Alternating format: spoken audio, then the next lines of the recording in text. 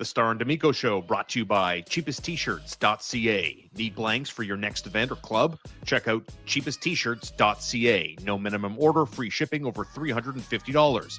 Same-day shipping on lots of items. Affordable, Canadian, ready to print your design. Brought to you by Catherine Prince at Remax Platine, your Montreal real estate connection. Call her at 514-702-2474 or email Catherine with a K, Catherine at catherineprince.com. If you're looking to buy, sell, or invest with confidence, Catherine Prince, your key to the city's property market. Brought to you by McLean's Pub. Looking for a lively downtown spot with great food and atmosphere? Come to McLean's Pub on Peel Street. Classic pub eats, plenty of beer, and all the sports on all the screens. Grab your friends and make McLean's your go-to place tonight. Brought to you by Cabletel, your full-service telecom partner for business and home. From structured cabling and phone systems to Wi-Fi, cameras, and alarms, Cabletel keeps you connected, secure, and performing at your best. Your partner for the future. It's Cabletel. Happy Friday afternoon, everybody, and welcome to another live extravaganza of the Starr D'Amico Show. Thank you so much for being a part of the community, for your likes, for your subscriptions, and for your continuing support. Marco, happy Friday. What's good, brother? Good to see you again. Happy Friday, everybody. Not very good, but we're here to talk hockey, so at least we're feeling good there. Always a privilege, right? I mean, as I like to say, I've been saying this for the duration of my career. What's it like getting up so early? With the morning grind, blah, blah, blah.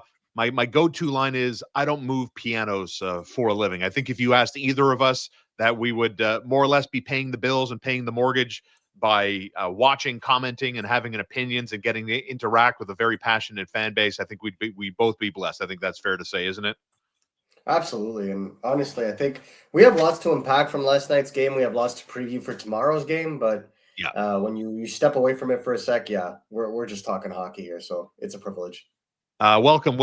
So many people. Jacques Lefebvre, nice to see you, my man. First live since he subscribed. Happy to be here. Jacques, we're happy to see you. So many people already joining on this Friday afternoon. Thanks for spending some of your lunchtime with us today as we sail into the weekend, Marco, in the aftermath of what was an interesting game in New Jersey. The Canadiens play 5 of their next 6 games, or were on schedule to play 5 of their next 6 games. The one brief stop was in New Jersey last night. If I think I were to borrow something from the Sick podcast, when they do the one-word thing, my one word to describe last night for the Montreal Canadiens specifically would be opportunistic.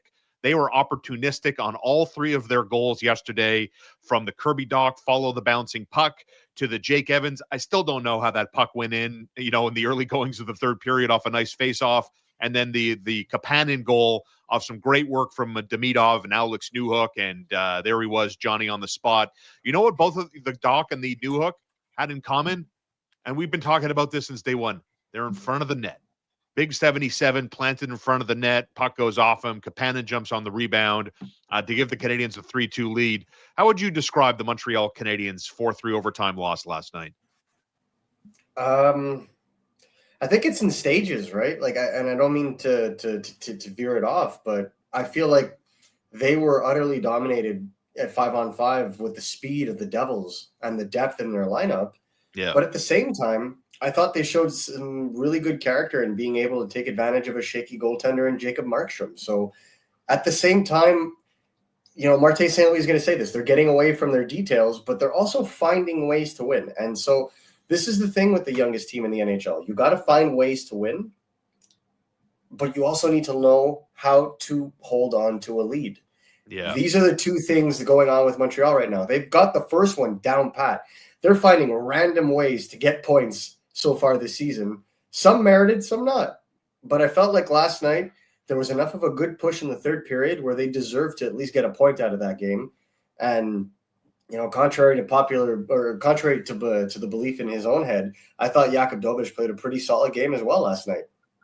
And we're going to hear from a surprisingly emotional Jakob Dobes, who had to cut his media availability as he tried. And I want to talk about Jakob Dobes. And, I'm not here to give any pro athlete a little bit of advice, but in a way I kind of related to Jakob Dobes. We'll get into that certainly.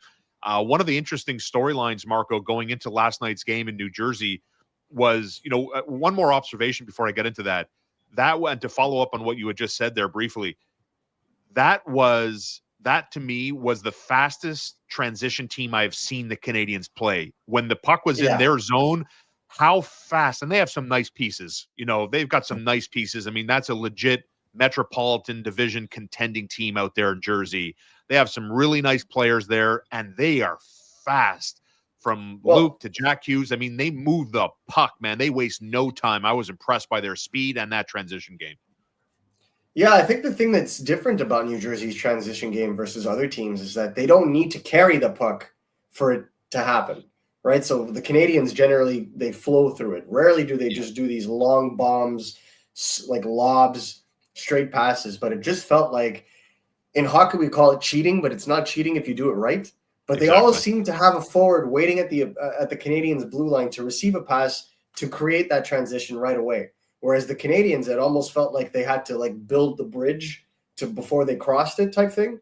Whereas the New Jersey Devils were on the highway the whole time, right? So the way they did that is they played strong to the boards. So they would basically be playing 1 high, 2 in the middle, and 3 back, and then push the puck to the left or right-hand side quickly so that they can execute a zone entry and then come in with maybe 1, if not 2, secondary players to give support and come in off the rush. So they really are able to overwhelm a defense like that. And I felt like it was really well executed, but that's Sheldon Keefe hockey. I know he gets a bad rap because of the insuccess in Toronto, but that is a coach that knows exactly what he's doing. And one of my favorite quotes when he left Toronto, went to New Jersey. Now we're in a real hockey market, and there he is in New Jersey, and they have all those pieces healthy, ready to go, ready to fire.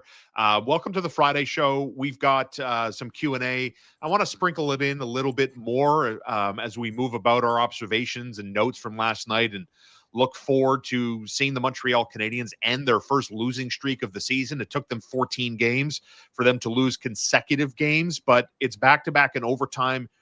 3 games in November. They've taken 4 out of a possible 6 points. Always remember my math, when we talk about breaking it up in 10-game sample sizes with 20 points. If they can get 12 points out of every 10 games, this team will be destined to the playoffs. But right off the hop here, I want to get into, I saw a lot of it online too, during the game last night, talking about Ivan Demidov's ice time or lack thereof.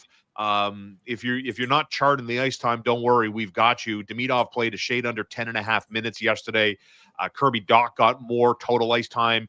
Kapanen got more total ice time. Joe Veleno, which really bothered a lot of people online yesterday, he got more ice time. Let's put up Frank Mack's comment here. Boys, please explain to me why Demidov's ice time was so low. Marco, lots of reasons, I think, to credibly explain the lack of utilization by number 93 last night. Yeah, well, first of all, Demidov's line mates play on the PK, and they had 5 penalties against. So not only did he not get playing time in those 10 minutes that the Devils were occupying the ice on a power play, but then you got to factor in that they're going to skip a shift on that line because they were just on the PK. So when the rotation starts up again, well, that line goes back down to the bottom of the pecking order because they were just on the penalty kill. And you want to keep those guys fresh when you want to put them on the road. So it impacted Demidov. Like if there were more power plays for the Canadiens, I think that the ice time would have been higher. But yes, unfortunately, it made it so that it was that. Personally, I feel like it's more indicative of a singular problem. It's that Demidov is currently playing right now with defensive specialists. Exactly. Right? Zachary Bolduc and Dach do not play on the power play. Do not play on the penalty kill. And lo and behold, it could be, I don't know, a wise decision. One guy may have suggested it, but it may be a wise decision to put them together from time to time and see what happens. But that could be a solution to getting Demidov more of that ice time. And obviously, you're not on the bench, and I haven't spoken to the players since, so we'll figure it out maybe tomorrow. But there's also the ankle, right, that took the shot. Yeah. So we don't know if that was just Martin St. Louis trying to manage his minutes because he knows that he's hurting and he didn't want to put him in a situation to aggravate that. Like, we don't know. So in terms of on paper, there are ways for them to get more minutes. But in terms of in-game management, sometimes we don't know these things, and you have to take what you don't know into account. Well said. And I think, there's not much more to add to that. Obviously, he blocks the shot. He has to leave the game for a minute. A couple of scary incidents yesterday. And look, injuries are injuries. The Canadiens were on the right side of the injury luck barometer a year ago when they made the playoffs. They were relatively healthy. They didn't really lose any key contributors for sustained periods of time. Nice on that front. Nice to see Caden Gooley back skating again as we get to the 3-week marker of his injury this upcoming weekend. Nick Suzuki saw his 12-game point streak come to an end last night in that overtime loss to New Jersey on the Jesper Bratt overtime winner, and picked up 19 points over that 12-game spurt. The longest point streak by any Canadian player in almost 30 years. We're going back to Pierre Turgeon, Vinny Damphousse in the early to mid 1990s. I don't know if anyone's ever going to catch Guy Lafleur, who put up 28 consecutive games with at least a point. That's a massive number. Superstar status, it's a demigod status, obviously. But I wonder about, and this is pure speculation, but that shot block Tuesday against Philadelphia, we saw him take a therapy day between games there on Wednesday. I wonder if there was anything there, if he was a little bit bothered, soreness, irritability, whatever it was, because that was, other than the Cole Caulfield breakaway, we weren't talking about a vintage performance by the Canadiens' number one line in Jersey yesterday. No, I wouldn't say so. I thought they had a stronger third period for sure. Yeah, and they were attacking open ice with a little bit more aggressiveness. But you saw like that kind of a shot that Nick Suzuki blocks, that pain does not go away. 48 hours later.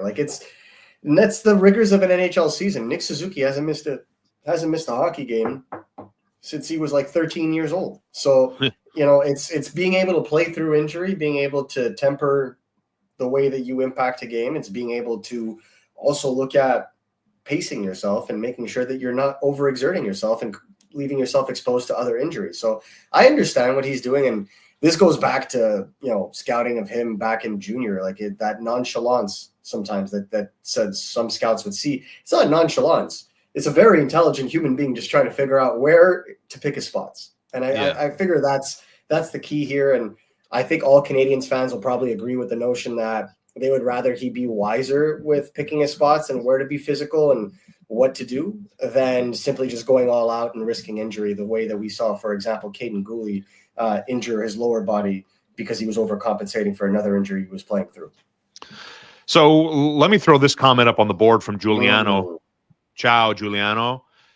Do you think Martin St. Louis changes the lines and puts Zachary Bolduc and Kirby Dach with Demidov in the near future? And that was, to me, an interesting tidbit watching the Jack Hughes versus Oliver Kapanen matchup, which was overwhelming. Not in a good way for the Montreal Canadiens. And maybe we can get into trade speculation a little bit later, especially as things got a little bit hotter with Jordan Kyrou of the St. Louis Blues on 8 points this season, a healthy scratch, watching his team shut out Buffalo last night on the out-of-town scoreboard in a 3-0 final. But now that Kirby Dach has scored 3 goals in his last 2 games, you and I have been talking about him now for a little bit. He definitely comes across as a player that is no longer thinking about situations. Should he or should he not engage?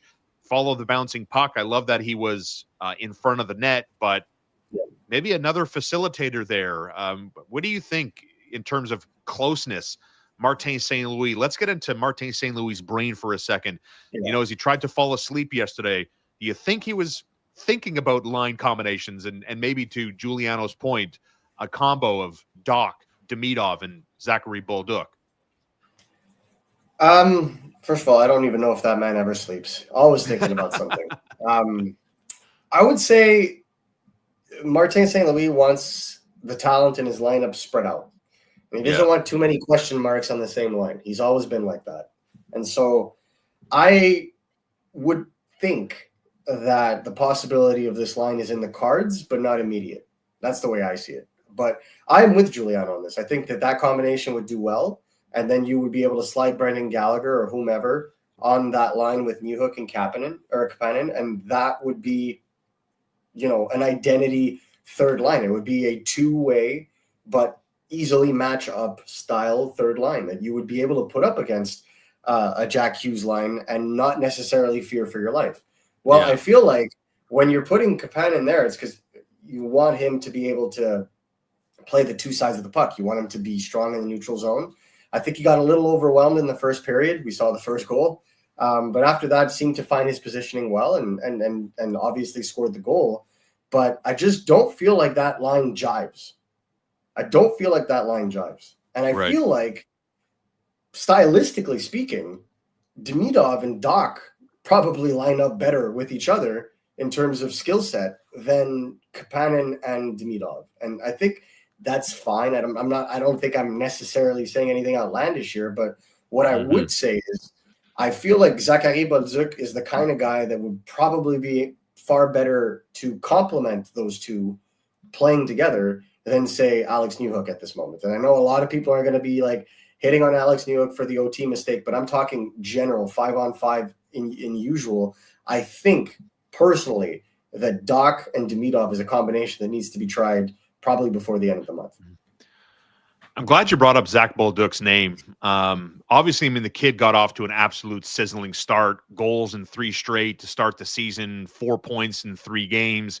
But it's been 6 consecutive now without a goal from number 76. And interesting, you know, as you and I talked about Demidov's lack of ice time, and there's no reason to panic. There's no gripe. It's not like, he's hit this air quote wall. But Zachary Bolduc at 9 minutes and change for a guy, you know, who plays a certain style for the specific reason they brought him in. Interesting to see kind of if we chart his ice time, right? 15:28 against Ottawa, 12:51 against the Flyers, 9:11 against the New Jersey Devils yesterday. What are you seeing from Zach Bolduc as he's, you know, trying to find, I'm not going to say he's trying to find his place, but trying to get back to that positive producing member that we saw in the early blushes of October? Well, he's got to thread the needle, right? I think Kirby Dach, I think a lot of fans have already been saying it in the chat, but Kirby Dach was putting, you know, goals on a silver platter for him. And I feel like it just wasn't jiving. And he just wasn't able to get that shot off. He wasn't able to find the corners. And ultimately, that's what led to him just whiffing on shots and losing in confidence. And what we want to see, and I think what the Canadians want to see, is a physically engaged Zachary Bolduc. And I think that's where you need guys to kind of bring you into the fight. I thought that line has played a whole lot better since Gallagher's been on it, but you still need to convert. And Kirby Dach, like, getting 3 goals, yes. Going to the net, going to the high danger areas, making things happen. You know, luck it will always play a part in it, of course. Yeah. But as long as you're going to those high danger areas, more likely than not, especially as a bigger guy like Dach, you're going to have an opportunity with a puck on your stick, and you're gonna have to convert. Well, Zachary Bolduc had exactly that last night in bunches and just could not convert. So to me, I think Martin St. Louis is also sending a message being like, hey, buddy, like, you're going to need to take this up a notch. We're going to need to see the physicality. We're going to see the engagement, and you got to take that puck to the high danger areas. And at that point, I think that line will start moving. But I still feel like it's a mismatched line. The Canadian second and third lines could be more optimal, but they're being positioned this way for reasons that are Martin St. Louis and Martin St. Louis alone. You know, the Canadians have played 14 games, and look, I mean, you know, I alluded to the Jordan Kyrou of the St. Louis Blues being a healthy scratch against Buffalo, watching his team shut out the Sabres in a 3-0 final, and Ryan O'Reilly kicking his own ass after a game this week. I mean, incredibly hard on himself. On that note, we're going to talk about Jakob Dobes' emotional post-game wrap-up yesterday. But Ryan O'Reilly, man, you know, I always appreciate, as someone who's been in the media for a minute, I always appreciate when athletes are brutally honest. And man, was he ever honest. What did he said? I've had one good season in my career. I can't make a 6-foot pass. I don't know, as one guy pointed out in the comments here. Thanks from Denis Rouleau. Did you guys see O'Reilly's after game scrum the other day? The fruit is ready to pick. I mean, Ken Hughes always got to be cooking up something, but it's still so early, in my opinion, Marco. I like speculating about transactions and stuff, and I don't know if the table's being set, whether it's St. Louis, whether it's Nashville, whether it's another team, but interesting week for a couple of guys that you and I have both speculated on previous episodes of our show, isn't it? I mean,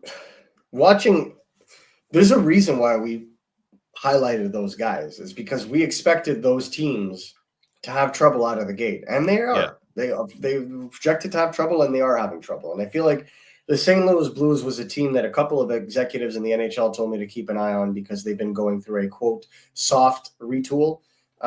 They may kick that up a notch this season if they don't get the results they want, because they felt like they were able to trade Zachary Bolduc because they felt they had guys in the lineup that could replace what he gave them. Well, turns out you can't replace chemistry, and it's not working out right now for them. So putting out Jordan Kyrou, does that mean sound the trade bell? Not necessarily. Jim Montgomery is an absolute tactician in a dressing room. If he's going to put like a guy like Kyrou out, who's been there for so long, it's to send a message. It's to shake the team.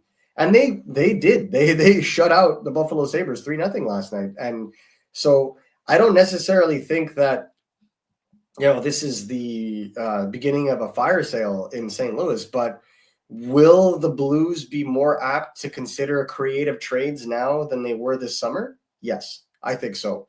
Does that mean that Kyrou is going to be part of those? Kyrou has a full no trade clause. So if he doesn't want to go, he's not going. So they're right off the bat, there's that. When it comes to Ryan O'Reilly and Steven Stamkos are two names that we've heard for a little bit now.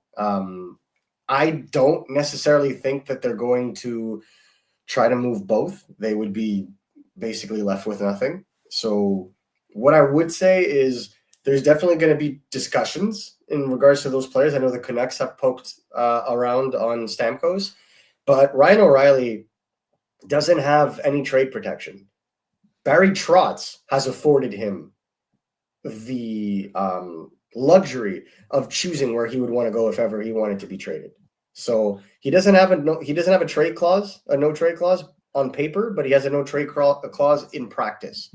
And so I think that Nashville would really have to teeter off for a while, like we saw last year, and then they make those trades to kind of sell off and try to continue to get younger, as we saw last year when they traded Alex Carrier for Justin Barrett.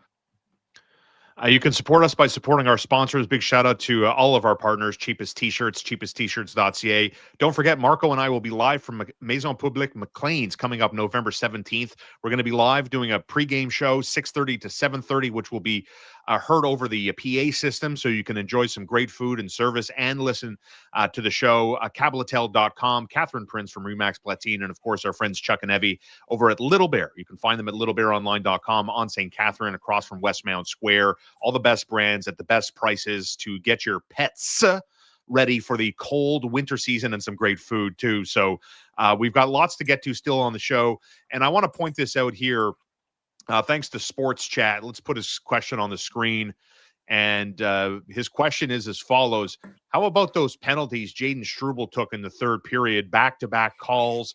Arbor Jackeye takes those. He gets pinned to the bench. I mean, that's a fair question. The most positive thing two positive things came from the Struble. The Montreal Canadiens were 5 for 5 on the PK as they took out, if you put the PK and the power play units in New Jersey, they're the best special teams in the National Hockey League in the first 7 weeks of the season, right? So great job there. The Canadiens, I thought, did a great job of clogging up the middle of the ice. Shot blocking extraordinaire. David Savard would have been proud of how many block shots that team did collectively yesterday. But to me, Marco, the difference between Struble and Jackeye is Jackeye occasionally, don't kill me here, occasionally makes those compounding mistakes. Cocked and ready to go as usual, ready to take me out. But Struble, on Saturday night, he can't be doing that shit, because then he'll get, air quote, the Jackeye treatment, right? So to me, I kind of give him a little bit of a pass there. Just don't do it again. The thing is, he's done it again. He has taken 3 penalties this year. All of them have come in the third period. We remember the Seattle penalty, right? In Seattle. It was what allowed Seattle to come back into the game and tie the game. Was no consequence for that. And then you take 2 penalties against the Devils in the third period, one of which you have a lead, I believe. That's no bueno. Actually, two of which you have a lead. That's no bueno. You can't do that. You cannot put your team in a situation where they're consistently defending, because then you're giving all the momentum away to your opponents. And what happened with the Devils? They had all the momentum. Did they ever? When they pulled the goalie, Mike Matheson bravely gets in front to take that shot and blocks it and is laying on the floor and can't get up. To me, that doesn't happen if the Canadiens are consistently pushing up the puck on the other way, right? When the Canadiens defend a lead, and we're going to talk about Canadiens defending a lead, but when the Canadiens defend a lead, half of it is psychology, right? If you're consistently trying to defend a lead 15 minutes before the game is set to end, you're setting yourself up to just be scrambling in the last 2 minutes as they apply more and more and more and more pressure. And that's where I think the Canadiens really have to shore that up. They have to be the one to put the pressure, not the other way around. And I think when you get these penalties in the third period, you lose your ability to do that. So, yeah, the thought crossed my mind last night where I was like, what would Adam Engstrom look like in this game? Because it was a fast-paced skating game, and that's exactly the game that he plays. And again, there's a couple of catch-alls that I find. One kind of annoys me a little bit, but I'm more or less sold on it. And the other catch-all is it's 14 games into the season. The first catch-all is this is the youngest team in the National Hockey League. So let's get into what you alluded to a second ago.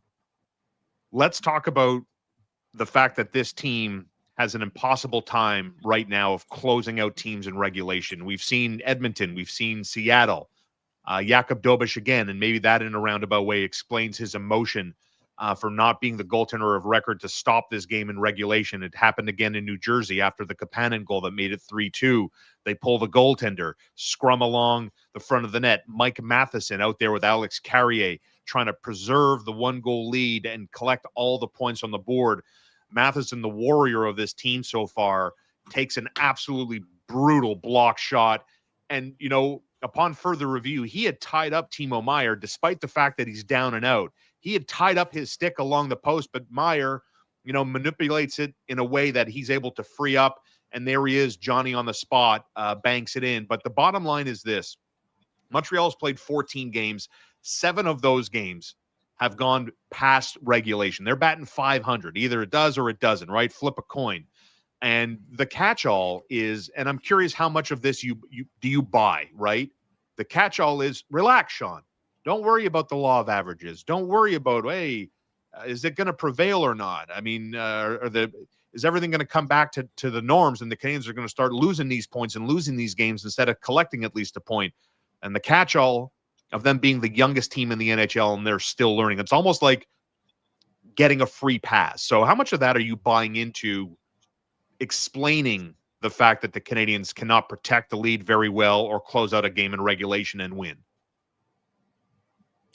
I don't think it's their youngest elements that are on the ice when they have to defend that lead. So to me, I don't think that it's something that we could just put on the back of, they're the youngest team in the NHL. Ivan Demidov is not holding down the line at 19 years old to defend a lead, or else he'd have more minutes, right?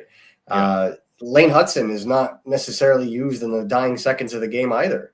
It's generally Carrier, Matheson, Dobson, and if Goulie's there, Goulie, right? Yeah. And that's basically it. So to me, I think two things. One, their structure is off defensively. I feel like when they defend any odd man, and this is going to look terrible on me because they went, they were perfect on the penalty kill, but I felt like they were perfect on the penalty kill, but it was chaos on those penalty kills because the structure, I felt like the square formation was off in the sense that they would get very narrow as opposed to being a full square. Instead, the fourth element would come down to the middle and the points would be able to go up and down the Canadian zone without a problem. That is a problem in coverage and in strategy that we've noticed since the beginning of the season. And so the Canadiens, what happens is they get overwhelmed along the boards, the puck cycles, they can go up and down as they please, as long as they're not trying to shoot in the high danger areas. Well, what happens when it's a 6-on-5? when Mike Matheson gets a puck in the leg and can't get up, well, it becomes a 6-on-4. What happens then? Well, you have a whole lot more of open ice. The passes can come in cross seam, and then you're scrambling to try to defend them. And to me, again, it becomes a question of calmness and confidence, and I don't believe they have confidence in being able to hold a lead at this stage. We're going to get to Jakub Dobes. I know I keep telling you, and we're going to get to him. I want to talk about Joe Veleno, though, first, okay? It's 9 games, and I'm not so sure, to be harsh, I'm not so sure exactly what his role is on this team and what he's able to do at a high level consistently. We're talking about a guy who's been waived by 2 teams in Chicago and Detroit. Now here he is with Montreal. He had a decent enough camp. A lot of people rallied around him, wanted to see him break camp as a Canadian, and lo and behold, he did, right? The Laval Rocket are in action tonight. They got a meeting with the Wolfpack. Hey, good. They're not playing the Rochester Americans. I always thought they played the Rochester Americans. But Laval plays Friday and Sunday. They've got Belleville Sunday afternoon at 3:00. I'm ready to see a Jared Davidson call up, man. I know, again, it's 14 games, but I understand, and go back on our YouTube channel. We did a video on this recently on Davidson and the pros and cons of this young man's game. And, he's on a heater, 7 goals with Laval and looking very confident, right? But it's the goal touch, it's the physicality, it's the call-up motivating factor. I'm ready to see that. I'm ready to see that. And I don't know if it's coming anytime soon, but I think I've seen enough of Joe Veleno for a minute. I think I'm ready to see somebody else. What about that? Yeah, I think that the Canadiens can consider something like that. I mean, right now they just sent down Mark Delgaizo, so they're back to 21 men. Yep. They're doing so to continue to accrue cap space, right? And I think that's the idea right now. But I don't see a world where the Canadiens can maintain that and be okay with the way that their bottom 2 lines, 3 lines are working. One of my biggest critique is the over-reliance of the Jake Evans line. Even though they scored, and obviously they scored, I would say, in a way that is lucky, right? I think we can call Jake Evans' goal lucky, but it's about going to the net. But in no way, shape, or form did they deserve more minutes, in my opinion, at 5-on-5 than the Kapanen line or the Kirby Dach line. It made no sense to me whatsoever, other than the fact that they are, air quote, defensively responsible. I didn't necessarily see it that way, and I think the numbers are pretty indicative of that. So when you think about your makeup and you think about what your lines would look like, we talked about putting Demidov with the top line, with the second line, right, with Kirby Dach and Zachary Balzik. Then we would have Brendan Gallagher on the third line with Kapanen and Newhook. And then the fourth line, I feel like it needs more jump, more jam, more offensive ability as well. Like, we need to see finishing from that line if they are going to be an effective fourth line in the NHL, because right now I feel like it's not happening. And so a guy like Davidson would come in, be physical, would be able to play a specific role, stand up for his teammates, has good shooting mechanics, and again is someone that if you put next to Josh Anderson is the exact opposite. Not the fastest skater, not the biggest guy, but man, can this guy, he really does have a sniper of a shot, and he's really able to hit corners. So I feel like they would all complement each other quite well. I would agree. It would just be up to the Canadiens to be like, okay, we can carry more than 21 players at this time. Here's your Jakub Dobes warning. Get the Kleenex ready if you need to, because this was tough. This was tough. If you miss Jakub Dobes, who was the goaltender of record for the Canadiens yesterday, 24 saves on 28 shots, finished with an .857 save percentage in one game, right? We knew he was 6-0, a goals against of less than 2, a save percentage of .930, third star for the entire month of October for a guy who is not the team's #1 goaltender, right? But we're talking about a 24-year-old still under rookie status who wears his heart on his sleeve because the care meter is off the charts, right? Let's see from Jakub Dobes. Just sucks. Last year they not enough. Just It happened last year, it happened this year. You know, lose to those guys in LT, so just disappointed in myself. Just pretty much it. Yeah. Team battle back there, though. No, they play great. Just on my side, I need to do better. So. Well, you won six straight games to start the season. I mean, you can't go through a season unbeaten. No, I mean, this is one of the bounce back from, correct? Yeah, obviously, but not good enough. 6-0 is not good enough. Really wanted. Yeah, he's done. He's done, right? I mean, that's a tough watch. We played good enough to win. Just not good enough from my side. I don't know. Really hard. Yeah.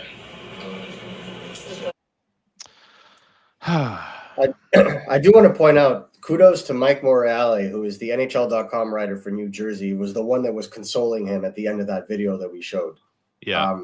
Just really classy individual. And he, like he said, he tried to, bring Jakob back a little bit to reality in the sense of like, you still are undefeated in regulation this season. It was an OT loss, understandably frustrating, but this is definitely not on him only. And I think everyone that watched last night's game can agree with that.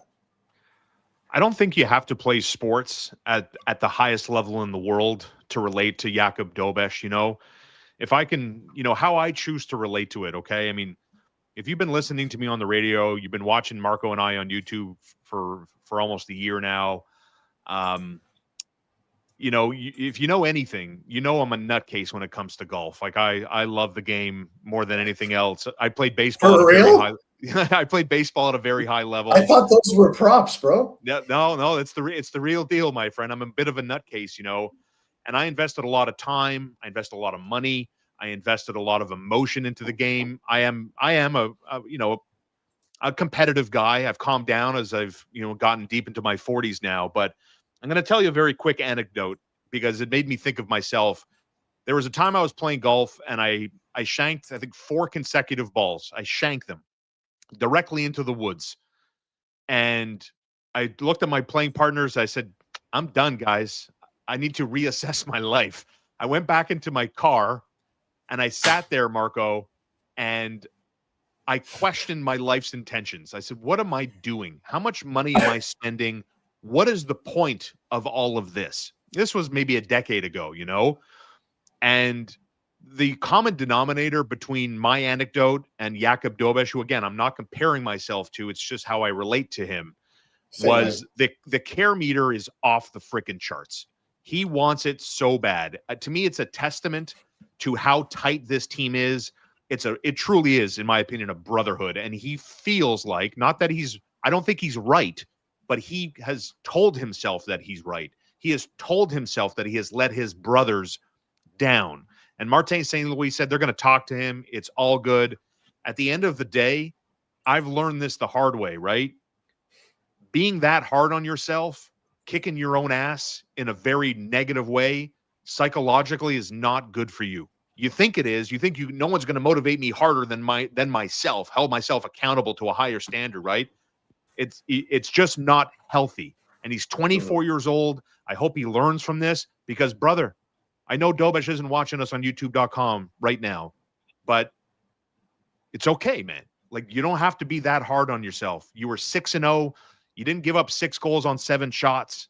I know it sucks, and I know how much he prepares, especially on road games where he says, he can order food into his hotel room, he can relax, he can stretch, he can meditate, he can get his mind ready for a game. So when you put that much effort, Marco, into something you truly, truly care about, and you're left with a disappointing result, that's what you get. And I believe he's going to learn from this. He's going to be fine. He's a great athlete. He's a great competitor. But that was tough. It made me feel for him, Yeah, I think it's also a question of getting used to the ups and downs of the NHL and being able to, I wouldn't say accept losing, but accept the reality that you're not going to win them all, I think is the key here. So where do you go from here is what's more important. And I think that's where the coaching staff comes in. And Exactly. I feel like that's where the coaching staff comes in and really has to kind of have a conversation. And Eric Raymond has to come in and have a conversation and just be like, you're not going to go 82-0 or 41-0 if they split half the games, but it's just not going to happen. It's, goalies make mistakes. Their players make mistakes in front of the goalies. Like, we've seen this happen. I wouldn't necessarily fault Dobes for most of those goals. I think maybe one where I would be like, yeah, maybe you could have gotten that one, but the rest, and there was some good bartering going on amongst Habs fans where it's like, oh, this was Montembeault's fault. But the reality is that the Canadiens are just not playing well in front of their goalies right now, and their goalies need to stand on their heads so they can win. I think this is more of a reverse situation where it has nothing to do with the goalie and everything to do with the team in front of them. Yeah. But it just goes to show you with the level of competitiveness that they have and the character that they have, that they want to be able to put it on themselves as well and say that they could be better, even though, in Dobes' case, I don't know how, like, it's a 50-50 coin flip when you're on a breakaway in overtime. That's basically it. So there's not much you can do other than prepare for the next game and maybe prepare yourself for that kind of eventuality, because the best players in the league are the players that got better through the obstacles that they overcame. And, everybody's entitled to their opinion. Marco expressed his, I expressed mine. On the opposite side, right?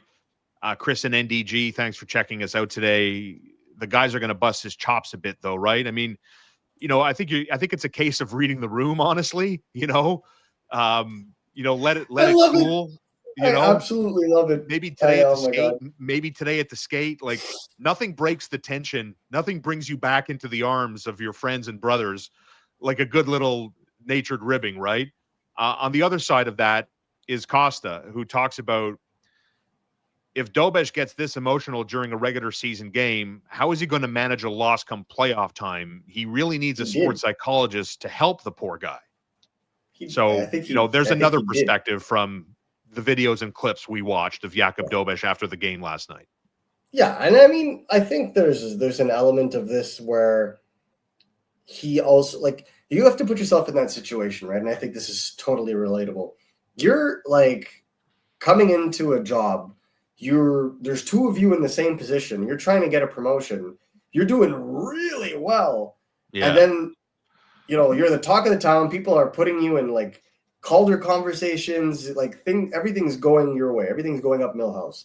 And then last night happens, and it's just like, it tears you down, because that pressure of being able to keep up those performances and that's kind of the Achilles heel of having such a strong start to a season, is following it up. Yeah. I feel that professionally. I'm sure he feels that professionally. And that's why you get reactions like that. So I understand it.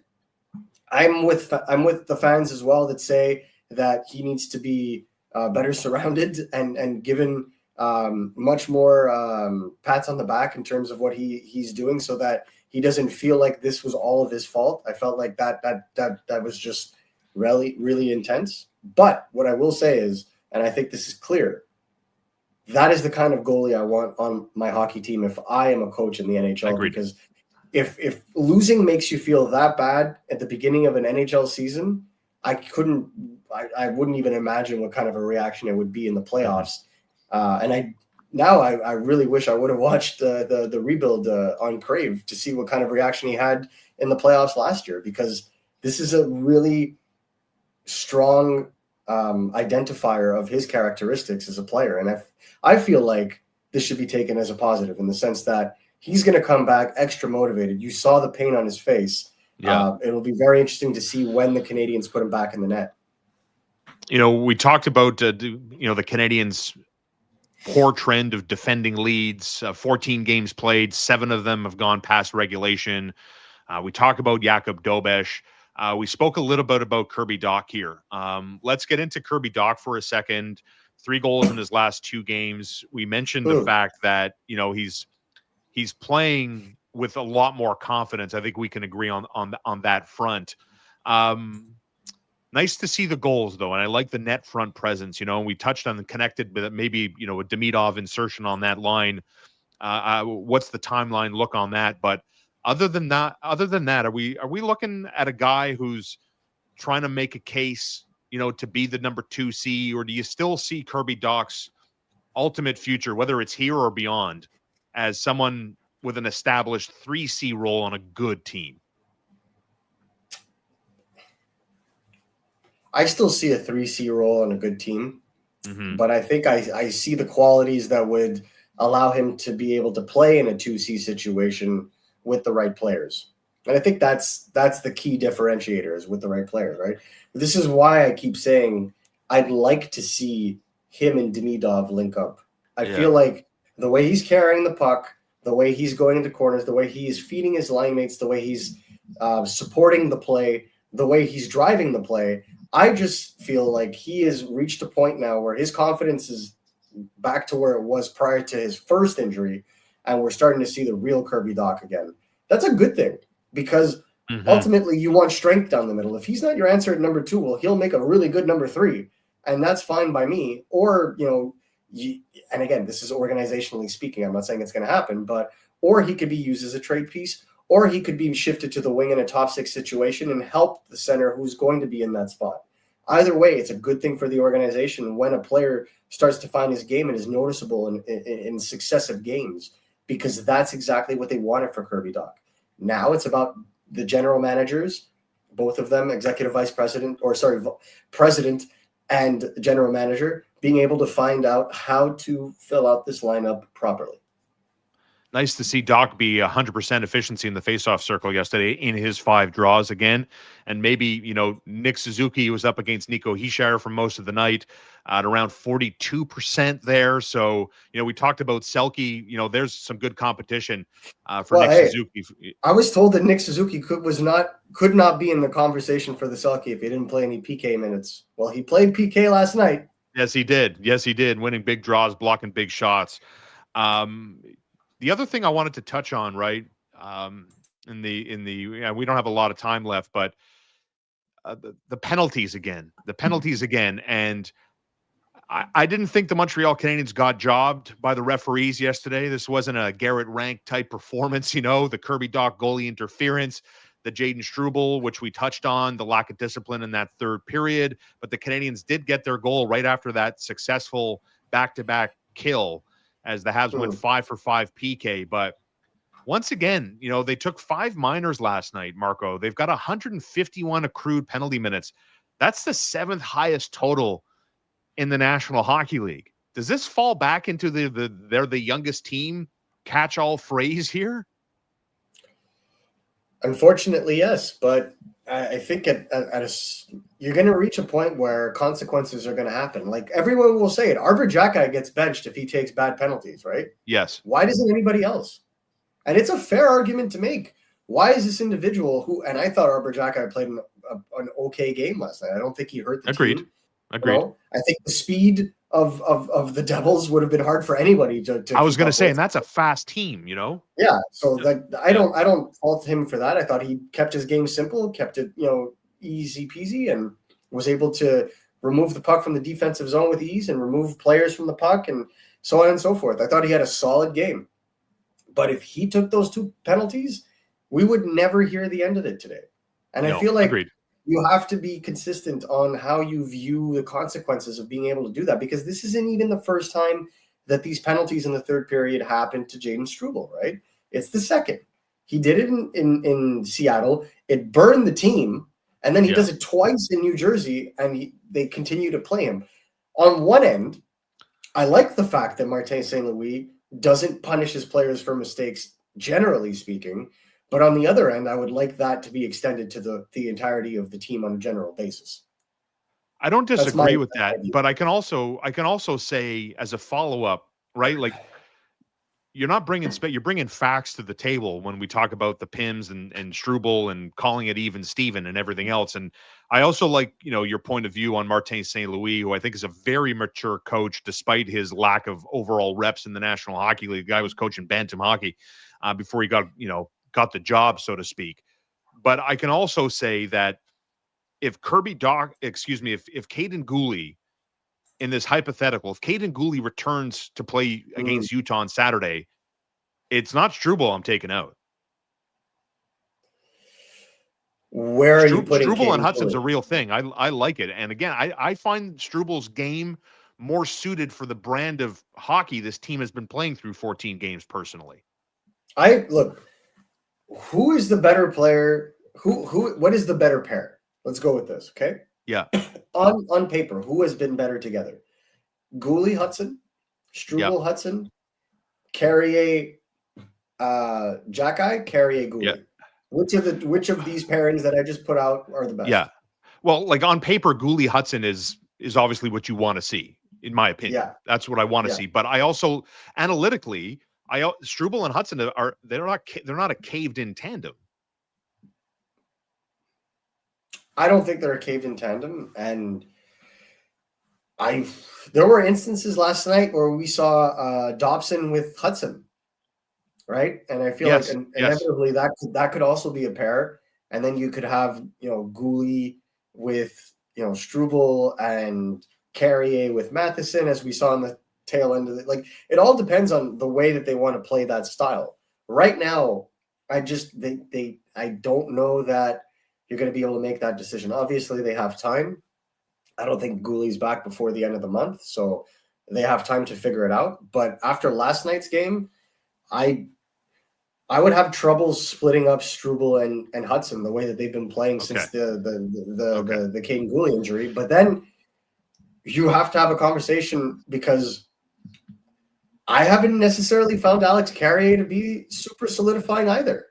I agree. I agree. He slipped a little bit, huh? I agree with that. He slipped a little bit in terms of, because obviously those minutes are going up, and he's being used in pure defensive situations that David Savard was being used in last year, and not as exposed as he was. So higher minutes, more pressure, etc. And I feel like he's playing right now. He's playing Caden Gooley's minutes. So it complicates the matter for me, because I think he's a solid third pairing guy, and I think Arbor Jackeye is trying to assert himself in the NHL. I don't think he's doing anything necessarily wrong, but Caden Gooley is better than both of them. I think we can make that assessment. And do you really want to break up the second pair? So this is gonna be a very interesting conversation for us to have closer to the end of November. But I think the next 3 weeks which is a very obvious answer, and I apologize for it, but I think the next 3 weeks are going to be very indicative of where the Canadiens go with that, because not only do the Canadiens need to figure out who is going to be in and out of their lineup when Caden Gooley comes back, but teams are also checking in on the Canadiens to figure out what is going on, because you've got too many of these kids right now. We're going to be live Sunday morning at 10 o'clock in the aftermath of the Montreal Canadiens taking on the juggernaut Utah Mammoth. Utah's run of play lately, they've lost 3 of their last 4 games, losing at Toronto in a 5-3 final. They went to Buffalo and beat the Sabres in a close 2-1 game, but lost both the Lightning and the Edmonton Oilers. So when we look at where the Utah Mammoth are on Saturday, Nick Schmaltz is having himself a nice little season there. Clayton Keller brings the jam. Logan Cooley has locked in here. I mean, he's looking good now. He's on 8 goals through 14 games. So let's get into how big of a problem are the Utah Mammoth tomorrow night. They're a mammoth of a problem. They're a huge problem. I set them up. You knock them out. Yes, I did. They're so deep. Like, if you look at their top 6 right now, Keller, Hayton, Schmaltz, Peterka, Cooley, Gunther, like that's a lot to deal with. And then their third line is nothing to sneeze at in Krause, McBain, and Carsone. It's just, I really like the depth in this team. And then defensively, I think that's where you could potentially take advantage of them. That's where I think, obviously with the injuries that they've had, I think that's where you could potentially play against them. But they've been getting good goaltending up until obviously last night was not up there. But in terms of their defense, Sergachev, Simashev, both Gold Star clients, by the way, Nate Schmidt, John Marino, Ian Cole, Oli Mata. Like, I just don't see. I think the Canadiens have a better defense than they do, but they definitely have a deeper offense than the Montreal Canadiens do, bar none. And I think when you look at their firepower, especially on the power play, and seeing how the Canadiens do, all those third period penalties, That's what I'm worried about. Yep. If the Canadiens want any snowball's chance of being able to beat the Mammoth on Saturday, they have to stay out of the box entirely. It's funny. I had a chance to talk with TSN hockey insider Darren Dreger today, and fresh off insider trading on Thursday on TSN. And, based on Utah's, strong start out of the gate, the belief out of Utah is that they're also going to be quite aggressive in the NHL trade market whenever that really gets revved up. You and I have talked about the Vancouver Canucks looking for a similar player to fill wants and needs as Ken Hughes is looking to fill his wants and needs. And now Utah enters the equation here. We talked earlier about Jordan Kyrou, Ryan O'Reilly kicking his own butt out of Nashville. Nazem Kadri finally got his 1,000th career game out of the way. So this once upon a time Hab fan, Nazem Kadri is maybe up there. I am still in the camp, and lots of people in the chat are like, oh, you realize his contract's going to expire when he's 39. I don't care. I depending on what the ask is, I like Nazem Kadri. I think it'd be a great fit personally, but again, I think we're still a little bit of ways here. But if anything, I learned from last night, the Canadiens' depth is often tested, and sometimes it rises. Sometimes, like last night, it wasn't good enough. It's still an area that needs to be fixed. So I like that you bring that up because I think everyone understands the Canadiens need a number 2 center. I think so. Yes.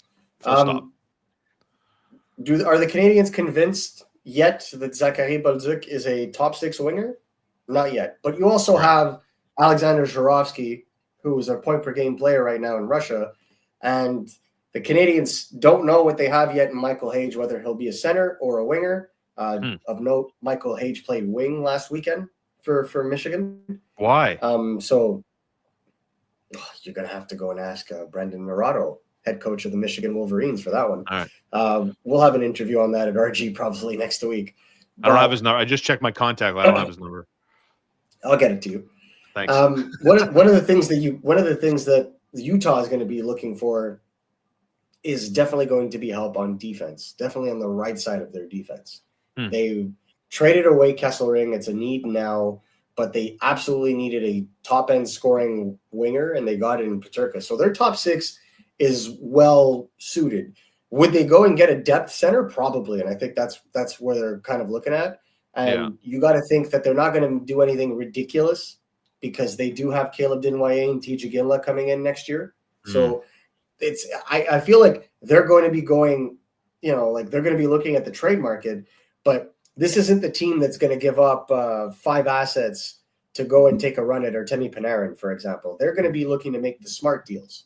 And I think that's what they've done since moving to Utah. So I'm not necessarily worried about that. The Canadiens are part of the group of teams that are looking to shore up their center line. And so you look at the Florida Panthers, especially with Barkov's injury. You look at the Vancouver Canucks, the Canadiens, the Detroit Red Wings. Those are the teams that you got to watch out for. And as it pertains to Kadri, the price that I've heard on Kadri is they're not moving him right now, which is code for wait. Yeah, exactly. And the initial asks that I've heard of are astronomical.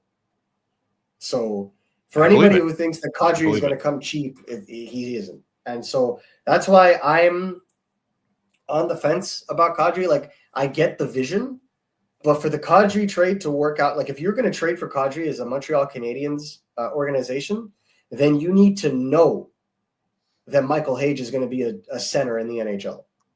You need to know. And until you know, you don't know. And I think that's the problem, right?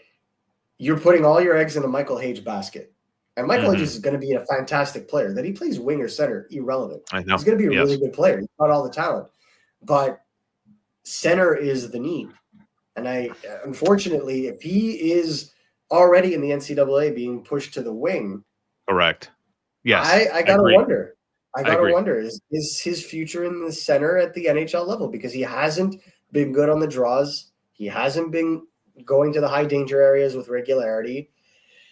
Just things that the Canadiens want. So will that push the Canadiens to make a trade for a legitimate 2C, not just a stopgap like Kadri? That's what that's what I would be looking for.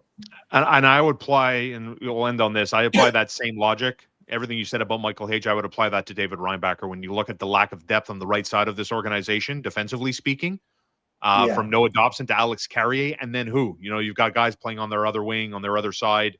David Reinbacher, to me, is extremely important to rounding out this defensive group for the next decade. I will say, though, that Lane Hudson has not looked bad at all playing on the right. So there's... No, sorry, guy's a superstar, man. Right. So this is where, pun intended, this is where I'm saying. When it comes to this 2C slot, that is a far more fragile, tangible issue than the right side of the Canadiens' defense. My 2 cents. Because even like to me, like say Reinbacher becomes nothing more than a third pair defenseman, you still have Lane Hudson who could play on the right. Yeah, you still have Caden Gooley, and if you extend Mike Matheson, your defense is basically set, and you have Adam Engstrom as well.